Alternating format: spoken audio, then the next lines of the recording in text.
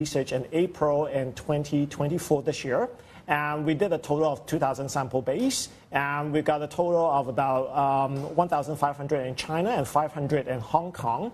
And these are affluent consumers that we are talking to, right? So a large proportion of them have about 1.3 million RMB in terms of household income that we spoke to, and the minimum spend is about 50,000 in local currency, whether it's Hong Kong dollars or Chinese dollars. And you're right in terms of the outlook for 2025, in terms of the optimism, in terms of wanting to spend more. We're seeing an increase of 4 percentage points, right? With 56% of Chinese claiming that they want to spend more in luxury in 2025 versus 48% in Hong Kong. So, overall, in terms of the sentiment, it's very, very strong. And there are several categories where we are seeing very, very significant growth, one of which clearly is travel, right? I don't think there's a lot of surprise around the travel element, where we see a plus 7%, and an increase of 59% of people claiming that they really want to travel in the next 12 months. And we're also seeing very strong numbers around the handbags and jewelry element in China as well. So,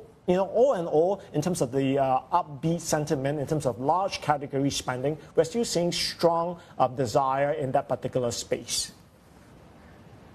What does it mean for some of these foreign brands then? Because there's also been this sort of a growing trend of more sort of patriotic, nationalistic spending, given some of the concerns, but also just some of the local companies that have been sort of coming to market, trying to take on some of the foreign brands as well. But, at the same time, something I've noticed as far as what these companies are doing is that they continue to double down in this market. I mean, they've been hiring people specific to the Chinese market and their operations and their research and marketing as well. So what does that tell you?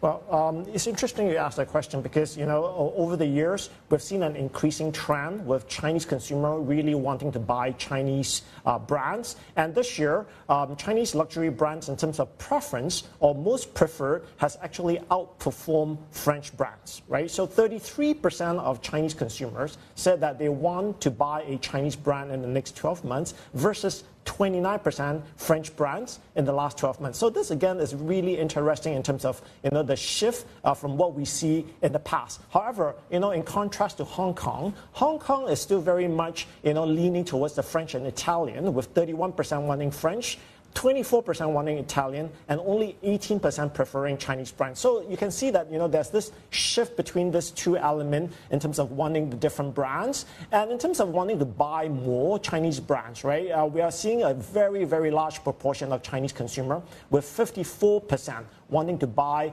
Chinese luxury brands versus, only 46% French brands.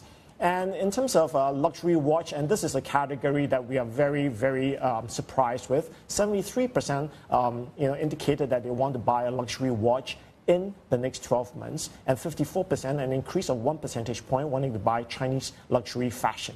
So, in terms of all this element, it really does speak to the fact that, it's not a overall slowdown in terms of the market that we are seeing. Is in terms of the changing preferences that we are seeing with the way that the Chinese consumers are spending their money.